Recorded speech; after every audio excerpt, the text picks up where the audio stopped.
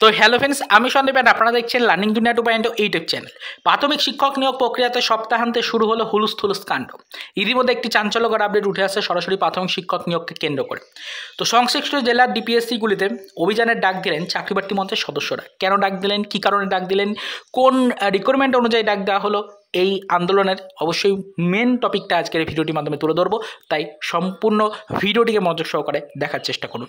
দেখুন, সবার ফার্স্টে বলে রাখার চেষ্টা করি যে তথ্যটা উঠে আসছে এটা কিন্তু সাউথ 24 পরগনা জেলার 2009-এর প্রাথমিক শিক্ষক নিয়োগ রিলেটেড কিন্তু একটি আপডেট হিসাবে উঠে আসছে। বিষয়টাতে জানা যাচ্ছে যে সাউথ 24 পরগনা 2009-এর যে রিক্রুটমেন্ট প্রক্রিয়া রয়েছে সেখানে সংশ্লিষ্ট কেস চলছে। কলকাতা হাইকোর্টে কেস রয়েছে, এরই পাশাপাশি অবশ্যই কিন্তু আপনাদের সুপ্রিম কোর্টেও একাধিক মামলা রয়েছে এই রিক্রুটমেন্টের ওপরে। তো এই রিক্রুটমেন্টটা নিয়েই কিন্তু সিঙ্গেল বেঞ্চে আমাদের কলকাতা হাইকোর্টে যে মামলা চলছে মাননীয় বিচারপতি রাজশেখর মান্থার এজলাসে, তো সেখানে কিন্তু দীর্ঘদিন ধরে মামলাটা চলছে। মামলাটার একটি জট কিন্তু খোলার পর্যায়ে অলরেডি তৈরি হয়েছে, যেখানে কিন্তু একটা নির্দিষ্ট রায় ঘোষণা হওয়ার সম্ভাবনা তৈরি হয়েছে।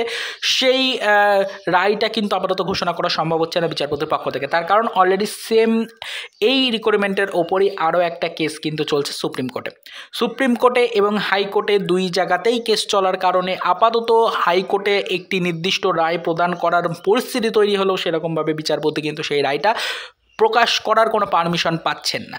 সেই কারণে অবশ্যই সুপ্রিম কোর্টের কাছ থেকে নির্দিষ্ট মর্মে অবশ্যই কিন্তু ফ্রেন্ডস আমাদের এই রিক্রুটমেন্টের ওপরে একটি ক্ল্যারিফিকেশন কিন্তু আনতে হবে। সেই ক্ল্যারিফিকেশনটার জন্যই মূলত কিন্তু ফ্রেন্ডস এই আন্দোলন, এই ডিপিএসসি অভিযান, এটা কিন্তু চাকরিপ্রার্থী মঞ্চের সদস্যরা করতে চাইছেন।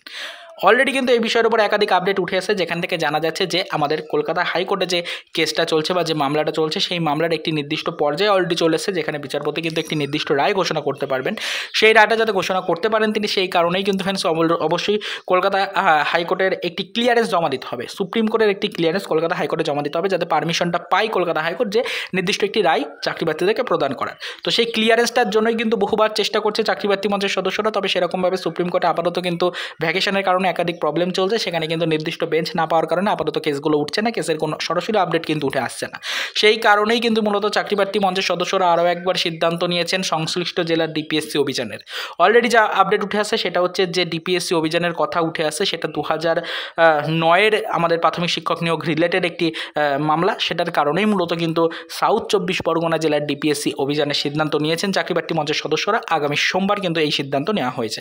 তো এই হচ্ছে এই মুহূর্তের বিশেষ আপডেট। সেটাই কিন্তু ইতিমধ্যে উঠে আসছে বিভিন্ন সামাজিক গণমাধ্যমের হাত ধরে, সরাসরি আপার প্রাইমারি, তার সাথে সাথে কিন্তু অবশ্যই সরাসরি প্রাথমিক শিক্ষক নিয়োগ প্রক্রিয়ার যে চাকরিপ্রার্থী মঞ্চ রয়েছে সেই মঞ্চের অফিসিয়াল যে ভেরিফাইড গ্রুপগুলো রয়েছে সেই ভেরিফাইড গ্রুপগুলো থেকেও এই মর্মে বেশ কিছু তথ্য উঠে এসেছে। সেই কারণে আজকের এই ভিডিওটির মাধ্যমে ইনফরমেশনটা আপনাদেরকে জানানোর চেষ্টা করলাম। পরবর্তীতে কিন্তু অবশ্যই আগামী সোমবারে কী ঘটছে না ঘটছে সেদিকে নজরদারি রাখবো। সত্যিই ক্লিয়ারেন্স নিয়ে কোনো আপডেট আসছে কিনা সেদিকেও নজরদারি রাখবো। ডিপিএসসির সূত্রে কী আপডেট দেওয়া হচ্ছে, ডিপিএসসিতে যে ডেপুটেশন দেওয়া হবে সেখান থেকে কী আপডেট আসছে সেগুলো নিয়েও কিন্তু ফ্রেন্ডস আমরা ইনফরমেশন কালেক্টের চেষ্টা করবো। যা তথ্য পাবো সেটা অবশ্যই পরবর্তীতে আমাদের চ্যানেলের ভিডিওর মাধ্যমে আপনাদেরকে ডিটেলসে জানানোর চেষ্টা করব। তো চলুন দেখা হবে নেক্সট ভিডিওতে পরবর্তীতে প্রাথমিক শিক্ষক নিয়োগ প্রক্রিয়া রিলেটেড কিছু আদার্স অফিসিয়াল আপডেটের সাথে।